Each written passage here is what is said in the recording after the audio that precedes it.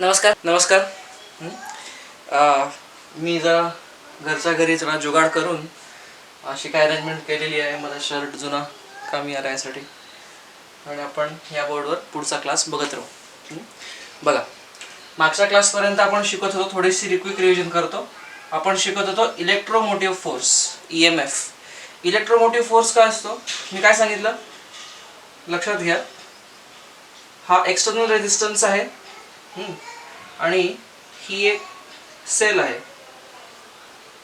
हा सेल किंवा ही सेल, तुम्हाला काय म्हणायचं म्हणून, तर सेल आहे. तर काय, हा पॉझिटिव्ह टर्मिनल आहे, निगेटिव्ह टर्मिनल आहे. सेल मध्ये काय असतं तुम्हाला माहिती आहे. सेल मध्ये इलेक्ट्रोलाइट सोल्युशन असतं, त्यामध्ये अशा दोन प्लेट्स मर्ज केलेल्या असतात आणि हे कनेक्शन असतं. इथं इलेक्ट्रोकेमिकल रिॲक्शन्स होतात आणि त्या रिॲक्शन्समुळे हे रिॲक्शन सगळ्या एक्झोथर्मिक असतात. The heat is carried by ions and that energy builds the charge. तर आपण हे सगळं तुम्हाला माहिती आहे. तर इलेक्ट्रोमोटिव्ह फोर्स हा ही सेल, मी मगाशी म्हटल्याप्रमाणे सेल सप्लाय काय करते, तर एनर्जी सप्लाय करते. It supplies energy, charge supply करते किंवा एनर्जी सप्लाय करते. तर लक्षात घ्या, एनर्जी जनरेट करत नाही. ऑब्विसली एनर्जी आणि charge we cannot generate, but we can convert it from one form to another form. ठीक. तर आता हा जो एक पॉझिटिव्ह चार्ज आहे, से 1 कूलम, या चार्जला हा charge always flow from in external circuit, charge always flow from higher potential to lower potential. म्हणजे असा करंट फ्लो होणार, कळतंय, हा करंट फ्लो होणार आणि इथपर्यंत चार्ज येणार, कळतंय. आता या एका युनिट चार्जला, 1 कूलम चार्जला, एक सर्किट मधनं एकदा फिरवण्यामध्ये काहीतरी कार्य करावं लागलं. ठीक आहे. हे कार्य जे आहे, पण हे इथंच त्याचे सऱ्यात संपत नाही. सर्किट कंप्लीट होण्यासाठी त्याला इथनं पण इथपर्यंत जावं लागेल ना. म्हणजे within the cell the charge has to travel from negative terminal to positive terminal. आता मला सांगा, हे असं कसं शक्य आहे की some charge is traveling from lower potential to higher potential. Charge flows from higher to lower हे आपल्याला माहिती आहे, पण charge flowing from lower to higher कसं, that is against law of nature seemingly. बघा, त्या चार्जला लोअर पोटेन्शियल पासून higher पोटेन्शियलला आणायचं काम कोण करतं, तर ती ते इलेक्ट्रोकेमिकल रिॲक्शन्स मधनं जनरेट झालेली एनर्जी याच्यावर ती त्याला एनर्जी प्रोव्हाइड करते आणि त्यांनी हा चार्ज इथनं इथं फ्लो होतो. कळतंय. बरं, आता चार्ज इथनं इथं फ्लो होतोय, तर मला सांगा यात काहीतरी लॉसेस आहेत. त्यात एक केमिकल आहे, इलेक्ट्रोलाइट ज्याला म्हणतो आपण, त्याचं काहीतरी कॉन्सन्ट्रेशन आहे, त्याचं काहीतरी स्वतःचे प्रॉपर्टीज आहेत, नेचर आहे. त्यानंतर ते आपण पुस्तकात काल बघितल्याप्रमाणे रॉड डीप केलेले आहेत, तर त्या डीप केलेल्या रॉडचा स्वतःचा काहीतरी प्रॉपर्टीज आहेत. तर या सगळ्या गोष्टीमुळे त्या चार्जला निगेटिव्ह टर्मिनल पासून पॉझिटिव्ह टर्मिनलला यायला काहीतरी विरोध आहे, म्हणजे काहीतरी रेझिस्टन्स आहे. त्याला मी काय म्हणतो, इंटरनल रेझिस्टन्स. म्हणजे जर या बॅटरीला, जर या सेलला, बॅटरी म्हणजे भरपूर सेल वापरले मी तर त्याला बॅटरी म्हणायचं, या सेलला जर चार्जला थ्रू आउट गोल फिरवायचंय, इन्क्लुडिंग एक्सटर्नल सर्किट आणि इन्क्लुडिंग द इंटरनल ट्रॅव्हल, तर त्याला काहीतरी कार्य करावं लागेल, त्याला एनर्जी द्यावी लागेल.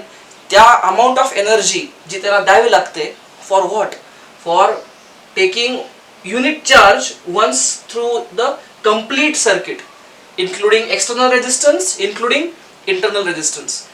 Okay, that work done is called as electromotive, किंवा मी डायरेक्टली लिहितो, it's called as EMF. What is this EMF? Work done per unit charge. Okay, EMF झाला. Then what is potential difference? आता आपण जे काय आता आपण शब्द ऐकत होतो की सेलच्या क्रॉस पोटेन्शियल डिफरन्स असतो वगैरे. बघा, ही बॅटरी जी आहे ती काहीतरी E जनरेट करते. It is generating some E. त्या E मधला काही पोर्शन हा वेस्ट होतोय. कशामध्ये? To overcome internal resistance.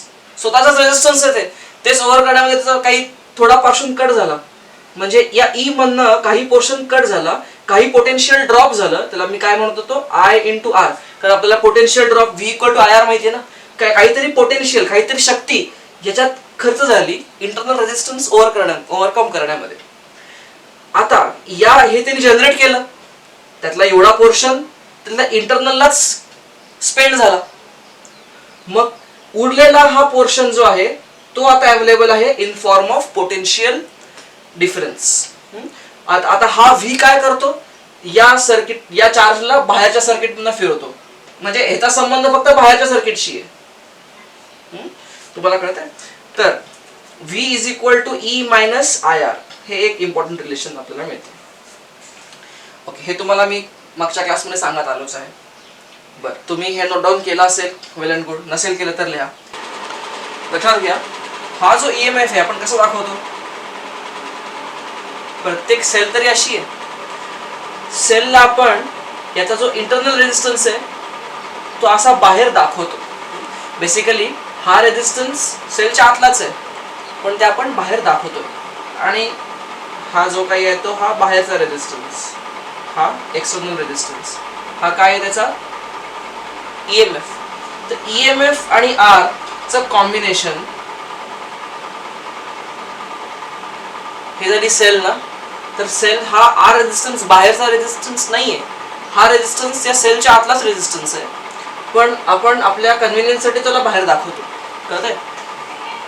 Okay, त्यामुळे आपण कसं हे केलेलं, हा जर I असेल तर I इज इक्वल टू, आता हा रेजिस्टन्स हा सिरीज मध्ये झाले ना एकमेकांच्या, मग that is E upon R plus R. Okay, आणि ह्याचं जे कॉम्बिनेशन आहे, हा कॉम्बिनेशन म्हणजे या बॅटरीचा EMF जो आहे ती या बॅटरीची प्रॉपर्टी आहे. लक्षात घ्या, EMF त्या बॅटरीची प्रॉपर्टी आहे. या EMF मधला काही पोर्शन R मध्ये खर्च झाला आणि उरलेला पोर्शन त्याला आपण काय म्हणतो, V. तो आहे पोटेन्शियल डिफरन्स 0 व्होल्ट आणि V व्होल्ट, तो बाहेर अवेलेबल आहे वापरायला. आणि हा पोटेन्शियल डिफरन्स एक्सटर्नल सर्किट मध्ये त्याला फिरवतो. कळतंय? ओके, या सेशन मध्ये आपण बघूया combination of cells. Combination of cells. Okay, आपण आतापर्यंत कसले कसले कॉम्बिनेशन बघितलेले आहेत. आपण कॉम्बिनेशन ऑफ रेजिस्टन्सेस बघितलेले आहेत, starting from combination of spring बघितलेलं आहे आपण मेकॅनिक्स मध्ये. त्यानंतर आपण कॅपॅसिटरचे कॉम्बिनेशन बघितले मागच्या वेळेला, सिरीज, पॅरलल, सेम. तसंच आता रेजिस्टन्सेस सुद्धा बघितलेलं आहे. तर आता आपण कॉम्बिनेशन ऑफ सेल्स बघूया. यात पण दोन टिपिकल कॉम्बिनेशन असतात, एक म्हणजे सिरीज कॉम्बिनेशन आणि दुसरं आहे parallel. Late us see this one by one. Okay, तर वन बाय वन दाखवतो तुम्हाला मी. त्याच्या अगोदर कुठल्याही सेलचं रिप्रेझेंटेशन हे तुम्हाला माहिती आहे असं असतं ना सेल कुठली, पण हे कम्प्लीट रिप्रेझेंटेशन नाही आहे. This is not a complete representation. का? तर ह्याच्यामध्ये काहीतरी इंटरनल रेजिस्टन्स असतो. त्यामुळे मला जर फक्त असं दाखवायचं असेल तर मला काय दाखवायला लागेल, V दाखवावं लागेल, V. पण जर मला ह्याचा EMF दर्शवायचा असेल तर मला काय दाखवावं लागेल, याच्यातला इंटरनल रेजिस्टन्स पण दाखवावं लागेल. तो मी असं दाखवतो. ओके, म्हणजे हा इंटरनल रेजिस्टन्स R. लक्षात घ्या, हा this is a correct representation of cell. ठीक आहे ना? बघा, म्हणजे तुम्ही ज्या ठिकाणी फक्त तुम्हाला Vच दिसेल त्या V मध्ये हे सगळं इन्क्लूड ऑलरेडी केलेलं असतं त्यांनी, आणि हे इन्क्लूड करून E मायनस IR करून त्यांनी V काढलेलं असतं. कळतंय? पण general best ideal way is to show it like this, with E battery and its internal resistance shown outside. ठीक आहे? बघा, let us see series combination. Series, समजा मला सांगा अशी बॅटरी एक दिस इज से E1 आणि हा त्याचा इंटरनल रेजिस्टन्स R1, हा आहे E2 आणि हा आहे R2 आणि सो ऑन. अशी आहे n टाइम्स. असे n बॅटरीज जोडलेल्या आहेत सिरीज मध्ये. सगळ्या काय आहेत सिरीज मध्ये. मला सांगाय सगळं सिरीज मध्ये आहे ना. हे सगळं सिरीज मध्ये का आहे? कारण सेम अमाऊंट ऑफ करंट सगळीकडनं फ्लो होतोय. ह्या सगळ्यांचं जे काही कॉम्बिनेशन आहे या कॉम्बिनेशनचा कंबाईंड इफेक्ट होणार आहे आणि सेम करंट फ्लो होणार आहे. Amount of current is same आणि आपल्याला माहिती आहे जेव्हा अमाऊंट ऑफ करंट सेम असते तेव्हा आपण त्या कॉम्बिनेशनला काय म्हणतो, सिरीज कॉम्बिनेशन म्हणतो. ओके, आता हे कॉम्बिनेशन जे आहे हे मला कसं लिहिता येईल लक्षात घ्या. हे combination I write this as I can replace this combination with a single cell and a single resistance. मला हे सगळं या एका ह्याच्यात लिहिता येतं. मग असं जर असेल तर ही झाली equivalent cell, equivalent to all this cells. Okay, या सेलचा ई मी लिहितो ई इक्विव्हॅलंट आणि याचा आर लिहितो आर इक्विव्हॅलंट. ओके, आता हे सगळे सेल्स जे आहेत लक्षात घ्या, असं मला लिहायचं आहे बरोबर आहे. हे सगळे सेल्स आहेत, हे सगळे जर सिरीज मध्ये आहेत तर मी मला काय करता येईल, हे सगळे बॅटरीज हे सगळे सेल्स एकत्र आणू आणि सगळे रेजिस्टन्सेस पण एकत्र आणू. ठीक आहे, म्हणजे काय होईल, E1 E2 E3 एकत्र आले आणि हे काय आले R1 R2 R3. काही नाही, फक्त रिअरेंज केलं मी, सगळे बॅटरीज एकत्र घेतल्या आणि त्याचे इंटरनल रेजिस्टन्सेस असे अरेंज केले. ओके, तुम्हाला माहिती आहे जेव्हा रेजिस्टन्सेस सिरीज मध्ये असतात तेव्हा त्यांचा इक्विव्हॅलंट आर काय असतो, R equivalent I can write this as R1 plus R2 plus R3 is R1 plus R2 plus R3. Clear आहे, दिस इज आर इक्विव्हॅलंट. आणि व्हॉट अबाउट ई इक्विव्हॅलंट, बघा ही ई पण काय असतो, it is summation of E equivalent. I can write equivalent is summation of all the individual EMIs, EMFs, EI, where I is going from 1 to n. आणि हे पण आपण लिहिता येईल dot dot dot dot dot n, किंवा I can write this R equivalent also as summation of R I, where I is going from 1 to n. Simple. पटकन लिहून घ्या. बघा आता एक स्पेशल केस आपण बघूयात. काय होईल जेव्हा ह्या n बॅटरीज ज्या आहेत, n सेल्स ज्या आहेत त्या आयडेंटिकल असतील. व्हॉट इज देअर आयडेंटिकल, म्हणजे काय आहे,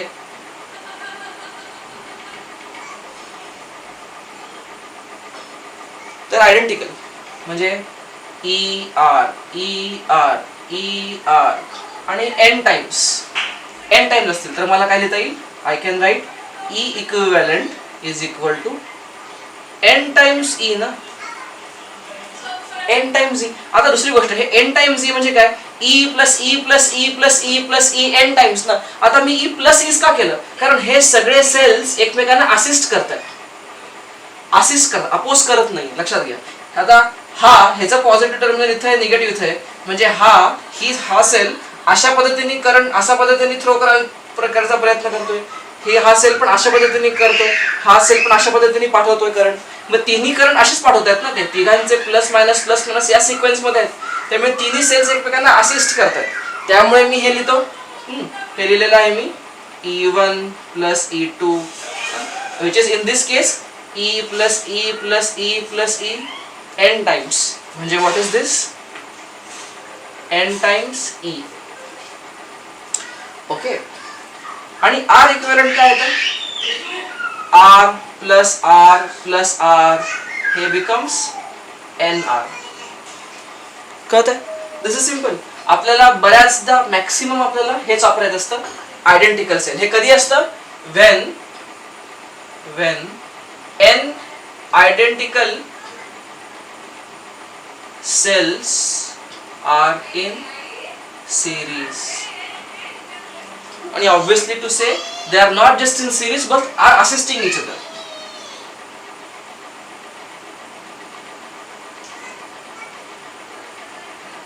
तेव्हा हे असं येतं.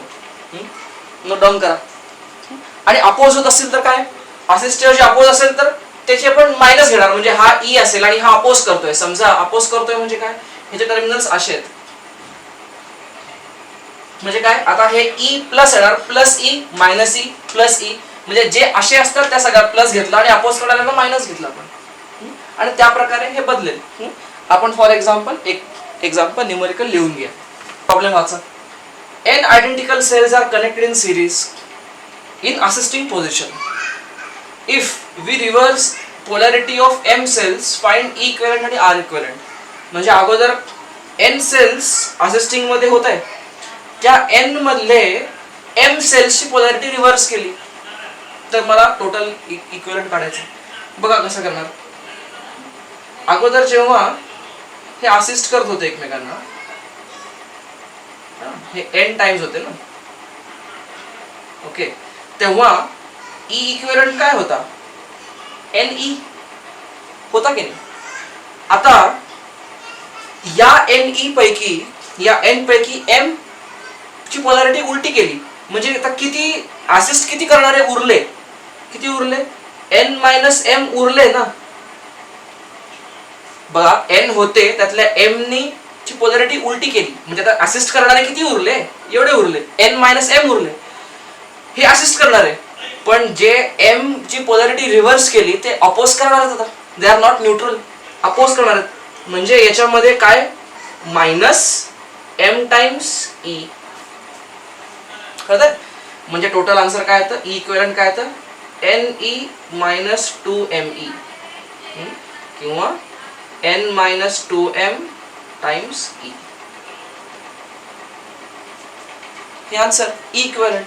अच्छा, व्हॉट अबाउट R इक्विव्हॅलेंट? हे झाला याचा answer. What about R equivalent? लक्षात घ्या, हे R प्रत्येकाचे असे होते ना. अगोदर सेल्स किती होते? n होत्या म्हणजे nr आहेत, स्मॉल r इंटरनल रेजिस्टन्स वाला. आता जरी m ची पोलॅरिटी जरी रिव्हर्स केली तरी रेजिस्टन्स तोच राहणार ना.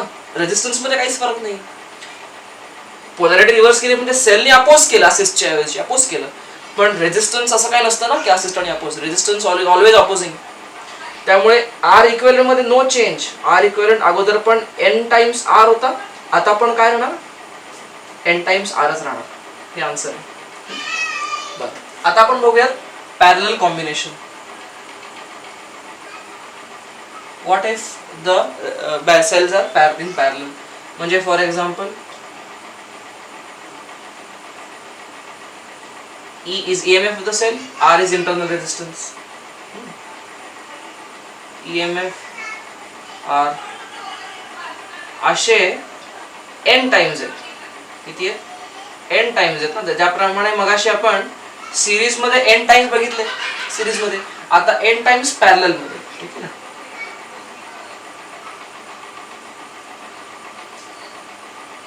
n times. आता हे सगळं सॉल्व्ह कसं करायचं? आता मी मुद्दामून काय करतो की स्पेसिफिक केसेस घेतो. जर मी E1 E2 E3 घेतला, R1 R2 R3 घेतलं तर ते फार कॉम्प्लिकेटेड इक्वेशन होतं, ज्याची आपल्याला सध्या काही गरज नाहीये. प्रॉब्लेम सॉल्व्हिंग मध्ये असं आलंय एखादं एक्झाम्पल तर आपण बघूयात. पण स्पेसिफिक केस बघूयात. तर स्पेसिफिक केस मध्ये काय होतं?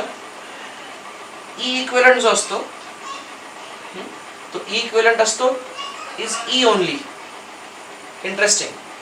E इक्विव्हॅलेंट काय असतो? तो Eच राहतो. म्हणजे इथे तुम्ही n च्या ऐवजी 1,00,000 जरी E घेतले, 1,00,000 पॅरलल मध्ये सेल्स घेतले, पॅरलल मध्ये ऑब्विसली, तर त्याचा इक्विव्हॅलेंट EMF काय असतो या कॉम्बिनेशनचा? Eच असतो. याचा अर्थ काय? याचा अर्थ काय? मला जर हे अख्खं एकाच बॅटरीने रिप्लेस करायचं, एकाच सेलने रिप्लेस करायचंय, तर अख्खं सपोज हे दोन टर्मिनल्स A आणि B असे आहेत, तर इथं पण मी A आणि B मी काय केलं? हा अख्खा बंच एकाच सेलने रिप्लेस केला.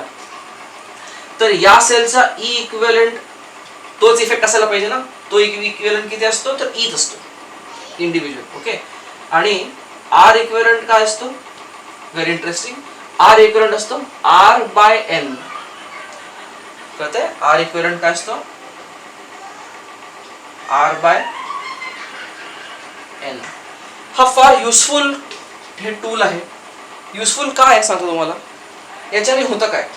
समजा माझ्याकडे 10 व्होल्टची एक बॅटरी आहे. 10 व्होल्टची बॅटरीचा काहीतरी 1 ओहम इंटरनल रेजिस्टन्स आहे. पण आता मला काय पाहिजे? 10 व्होल्टच मला वापरायचं आहे. माझं जे ऍप्लिकेशन आहे त्याला 10 व्होल्टच मला वापरायचं आहे.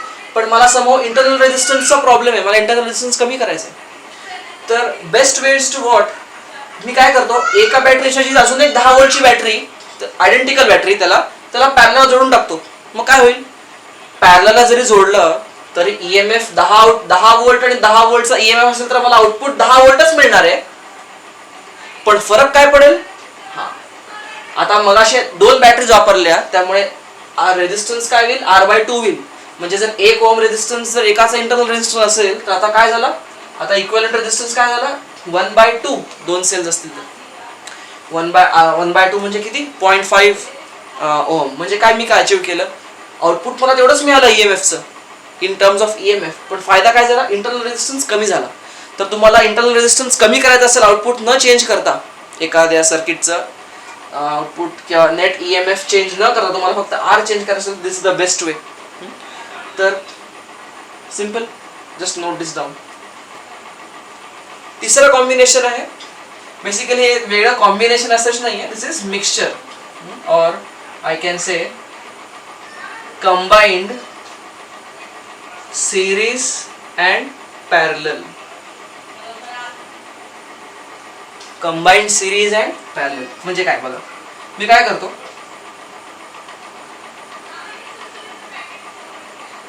ही एक सेल, दुसरं सेल, तिसरा सेल, असे किती सेल घेतो?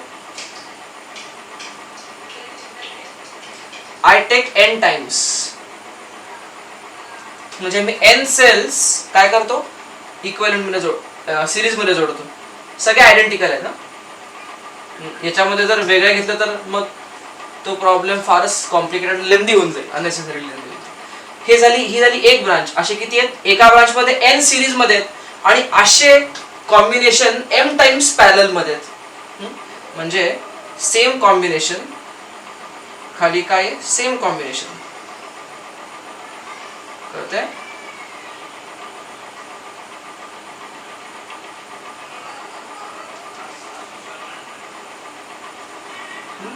हे किती आहे? m times.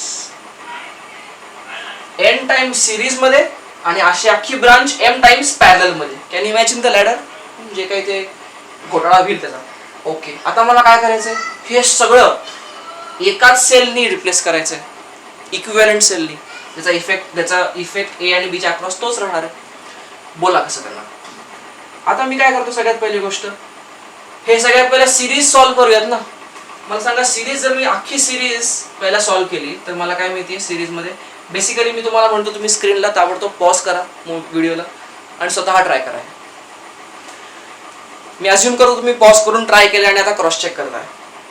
तर आता हे सगळं सिरीज आहे, त्या सिरीजचं एकत्र करतो काहीतरी. बघा काय होईल एकत्र केल्यानंतर? बोला, सिरीजचा इक्विव्हॅलेंट काय असतो? हा काय राहणार? NE राहील ना, n टाइम्स E होईल ना. आणि R जो आहे तो R काय होईल? n टाइम्स R होईल. कळतंय? असं प्रत्येक ब्रांच मध्ये होणार आहे. कळतंय का?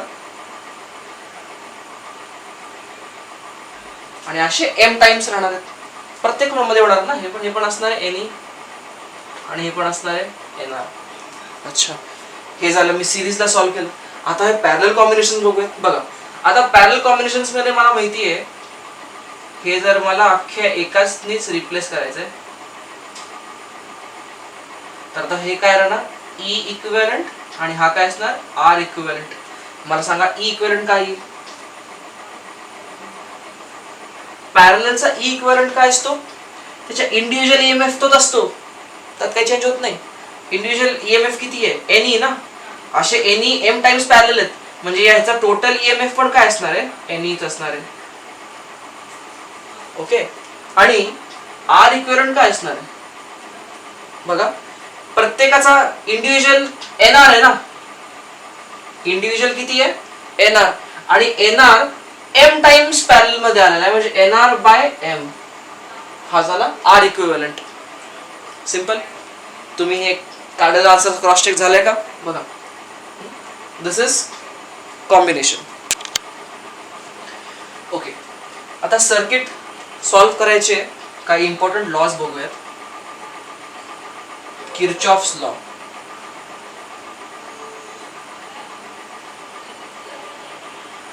Kirchhoff is a name of scientist ज्यांनी काही लॉज पुट फोर्थ केले.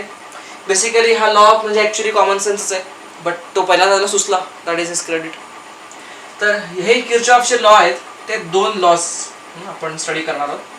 एक म्हणजे एकाला म्हणतात किर्चॉफ्स करंट लॉ, ज्याला आपण प्रेमाने म्हणतो KCL. ह्याला अजून एक शब्द काय म्हणतात, ह्याला म्हणतात जंक्शन लॉ. ह्याला असं म्हटलं ह्याला असा शब्द आहे. दुसरा बघूया किर्चॉफ्स व्होल्टेज लॉ. ह्याला आपण प्रेमाने काय म्हणतो KVL. ह्याला अजून एक शब्द आहे लूप लॉ. ठीक आहे ना. आता आपण हे लॉस 1 बाय 1 बघूयात. सगळ्यात पहिल्यांदा बघूयात KCL, Kirchhoff's current law. Okay, हा लॉ काय सांगतो? This law is nothing but law of conservation of charge. हा कुठला आहे? Actually law of conservation of charges आहे. हा लॉ काय सांगतो? स्टेटमेंट तुम्ही लिहून घ्या. This law states that in a circuit at any given junction algebraic sum of all currents coming to the point is always 0. I hope तुम्ही हे नीट लिहून घ्या. ओके, ह्याचा अर्थ काय सांगतो तुम्हाला? समजा एक जंक्शन आहे, एका सर्किट मध्ये असं जंक्शन आहे ज्या ठिकाणी असा करंट असा येतोय, नॉट नेसेसरीली येतोय, काही जातोय काही येतोय. ओके, फार जास्त काढले मी, बरं एखादा कमी करतो. बघा, हा एक जंक्शन आहे, सर्किट मधला कुठला तरी एक जंक्शन आहे. सर्किट जे क्लोज सर्किट मध्ये ज्यातनं करंट फ्लो होतोय त्यातला हा पॉइंट आहे. Call it I1, I2, I3, I4, I5. बस असं आहे. तर मी काय करतो, हा लॉ काय सांगतो?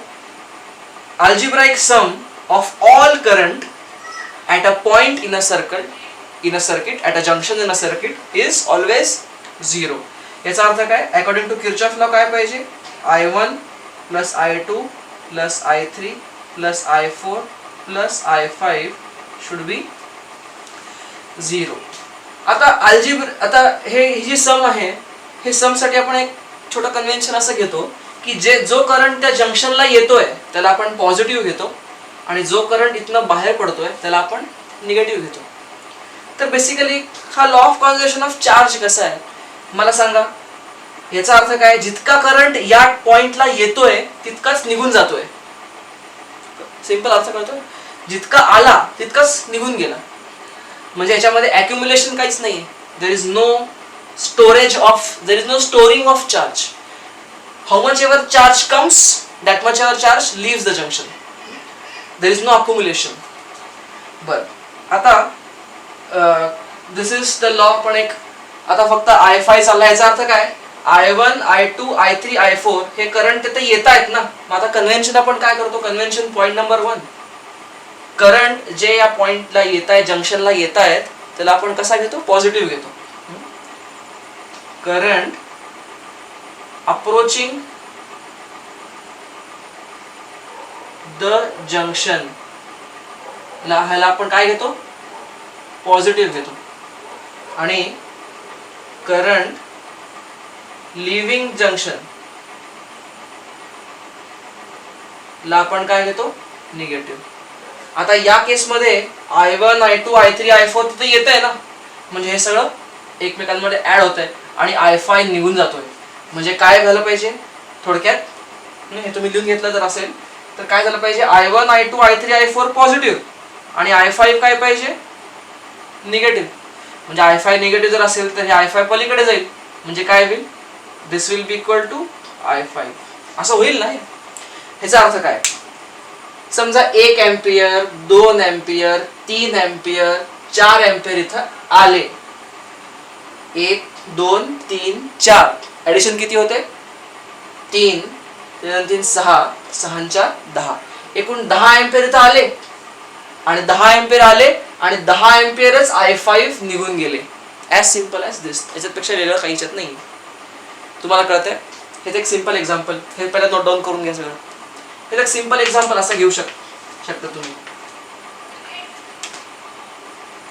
असं एखादं सर्किट आहे,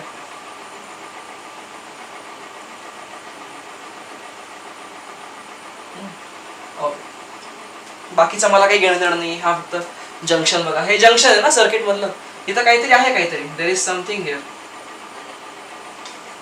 सर्किट कंप्लीट असायलाच पाहिजे ना. सर्किट कंप्लीट असल्याशिवाय करंटच फ्लो होणार नाही. ओके, सर्किट कंप्लीट आहे, but right now I am focusing only on this junction. समजा 2 एम्पियर येतोय, समजा 3 एम्पियर येतोय, हा 1 एम्पियर जातोय. मला सांगा हा करंट किती असेल, याच्यामध्ये करंट किती असेल या आर्म मधला. बघा काय होत आहे, या करंट मध्ये काय देतो मी, जे येत आहेत ते प्लस घेतो, म्हणजे आय कॅन राईट +2 +3 आणि हा चाललाय म्हणजे -1 आणि हा अननोन मी काय घेतो, असं घेऊन चालतो काहीतरी I. लांब चाललाय ना हा, -I = 0. काय झालंय 5 आणि हे 4 म्हणजे काय झालं, I becomes equal to 4 म्हणजे 4 एम्पियर. आता I पॉझिटिव्ह आला म्हणजे मी मानलेलं डायरेक्शन बरोबर आहे, म्हणजे 4 एम्पियर जाणार. अरे हे काय अरिथमेटिक आहे, सिंपल आहे हे. या पॉइंटला 3 आणि 2 5 एकत्र आले, 1 गेला इथं, म्हणजे उरलेले 4 कुठे जाणार ना बाहेर. म्हणजे या ठिकाणी algebraic sum of all currents काय झाली, 0. This is KCL. That's all. Example लिहून घ्या. आपण जेव्हा ऍक्च्युअल प्रॉब्लेम सॉल्व्ह करायला लागू एक्सरसाइज मधले, तेव्हा आपण हे डायरेक्टली वापरूयात.